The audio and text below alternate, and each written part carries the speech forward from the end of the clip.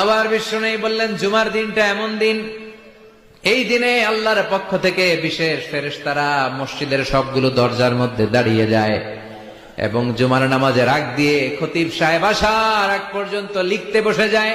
কে কে মসজিদে ঢুকে নামগুলো তারা কাউন্ট করে, এন্ট্রি করে। সর্বপ্রথম জুমার সালাত আদায়ের জন্য যে মসজিদে ঢুকে আল্লাহর রাস্তায় উট কুরবানি করলে যেই সওয়াব, ওই ব্যক্তির আমল নামায় আল্লাহ ওই সওয়াব দান করে দেয়।